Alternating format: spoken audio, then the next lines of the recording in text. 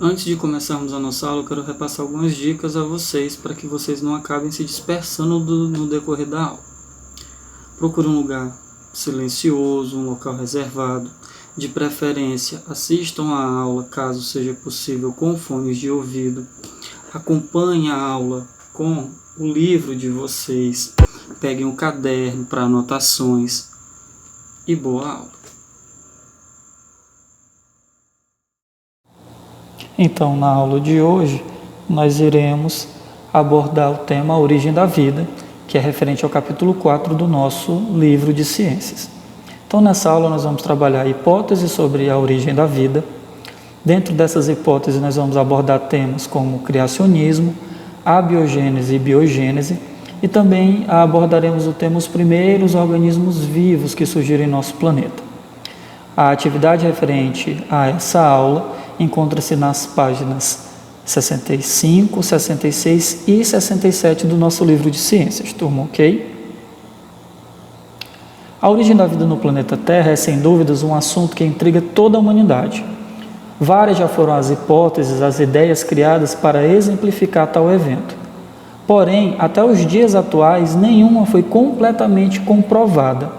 Nesse contexto, abordaremos algumas das principais ideias de gênese da vida, ou seja, da origem da vida. A primeira delas é a biogênese. A teoria da biogênese, ou teoria da geração espontânea, explica a origem da vida a partir da matéria bruta, ou seja, de uma matéria sem vida. Um dos exemplos clássicos dessa nossa teoria é a crença de que camisas sujas, por exemplo, poderiam dar origem a ratos. Outro exemplo é o lodo dos rios, que poderiam dar origem a alguns anfíbios e répteis. Apesar de parecer absurda, essa teoria, essa ideia, ela era amplamente aceita até meados do século XIX e representava o pensamento em uma época em que poucos recursos tecnológicos existiam. Até esse momento não se tinha conhecimento de células, gametas e muito menos de mecanismos evolutivos e genéticos. Assim sendo, toda teoria era criada apenas a partir de observações de acontecimentos do dia a dia. Não tínhamos aí um estudo aprofundado, observava muito acontecimentos na natureza e a partir desses acontecimentos criavam-se especulações, teorias sobre a forma como a vida surgiu, de que forma a vida surgia. A biogênese é completamente contrária a essa ideia. A teoria da biogênese surgiu para contrapor a ideia de que a matéria bruta, ou seja, uma matéria sem vida, poderia originar um novo ser vivo. Segundo a biogênese, todos os seres vivos são originados de outros seres vivos pré-existentes. Ou seja, um rato jamais poderia nascer a não ser de outro rato. Espécies de anfíbios e répteis só poderiam nascer de outras espécies pré-existentes destes animais. Essa ideia hoje é bem entendida por todos. Entretanto, para refutar a teoria da biogênese, diversos pesquisadores dedicaram anos de estudos para a compreensão dessa questão. Os estudos mais marcantes realizados para exemplificar a biogênese foram feitos por Francisco Redi e Pasteur. Para tentar acabar de vez com a ideia da abiogênese, muitos pesquisadores realizaram experiências para tentar explicar a origem da vida.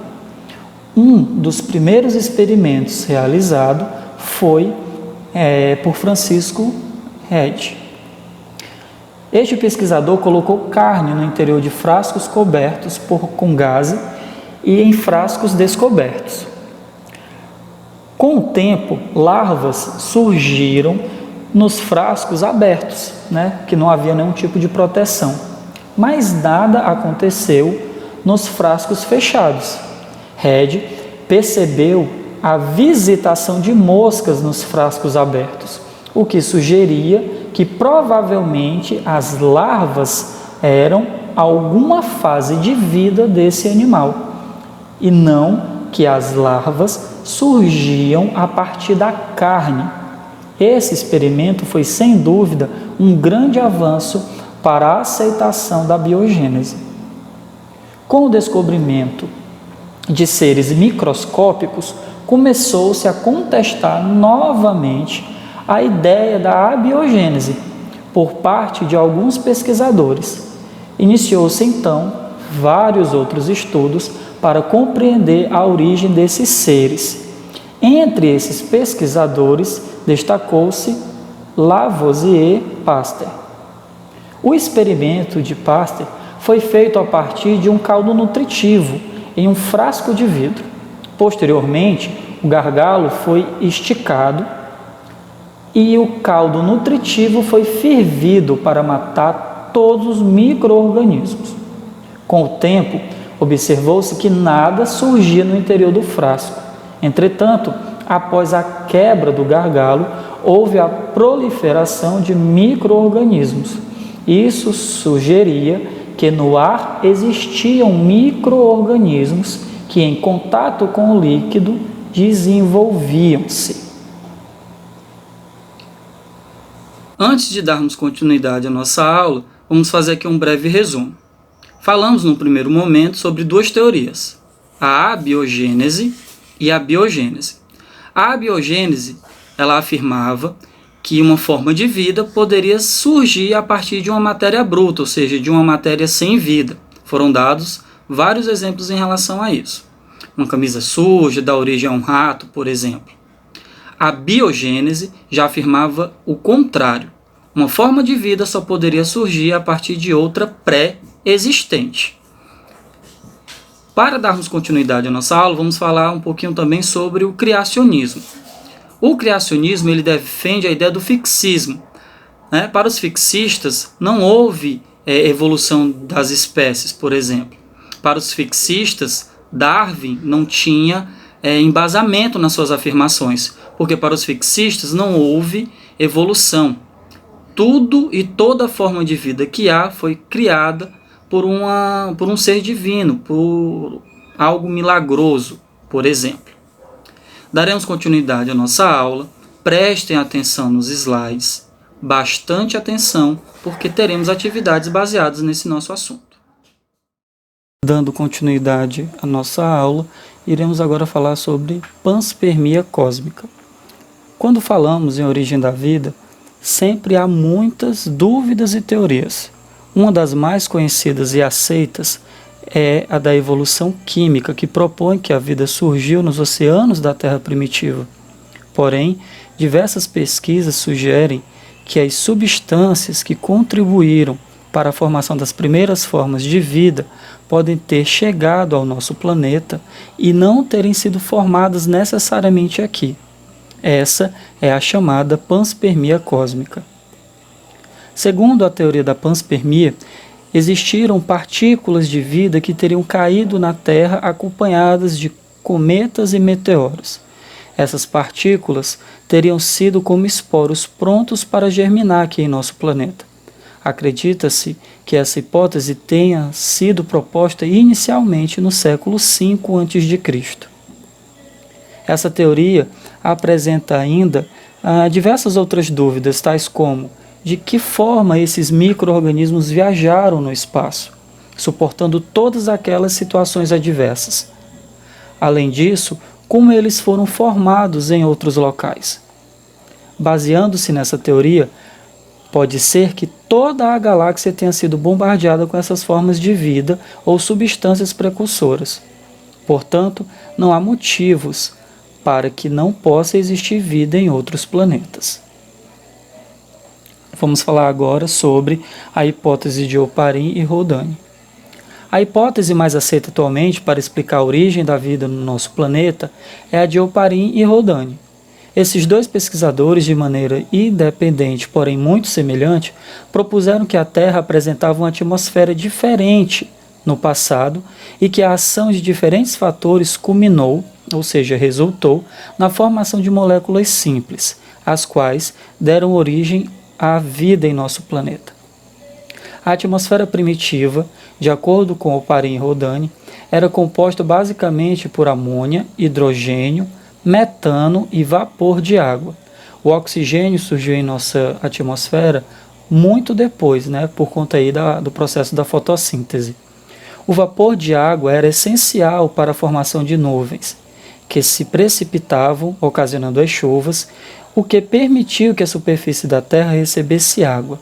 Essa água evaporava muito rapidamente, uma vez que no início a superfície do nosso planeta era extremamente quente. Esses compostos chegaram à superfície da Terra por meio da água das chuvas, os aminoácidos.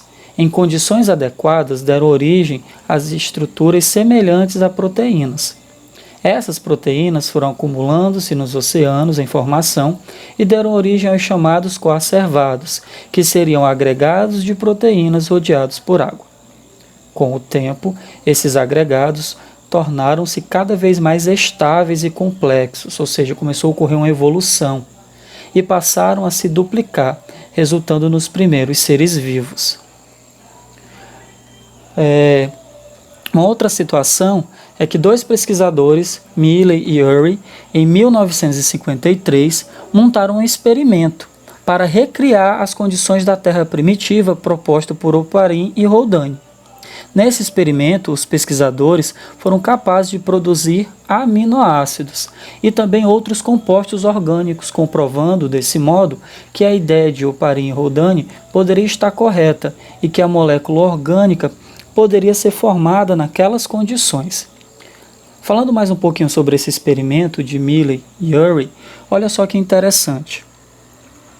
Após a montagem de um sistema fechado, eles inseriram nesse sistema uma mistura de gases e a submeteu ao calor e fortes descargas elétricas ao longo de uma semana.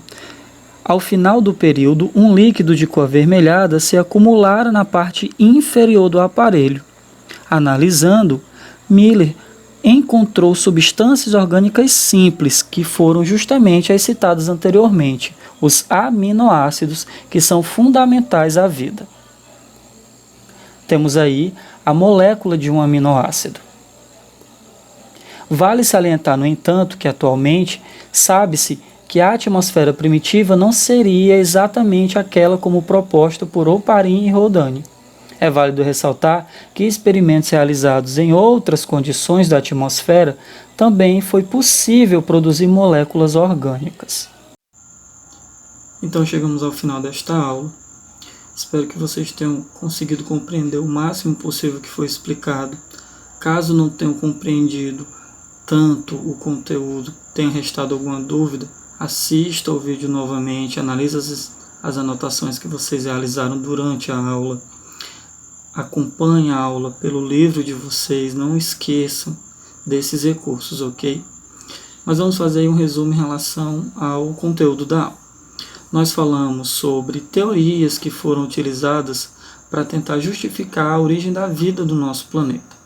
Falamos inicialmente sobre a biogênese, que afirmava que uma forma de vida poderia surgir de matéria bruta. Falamos sobre biogênese, que afirmava que para uma forma de vida surgir deveria haver outra pré-existente.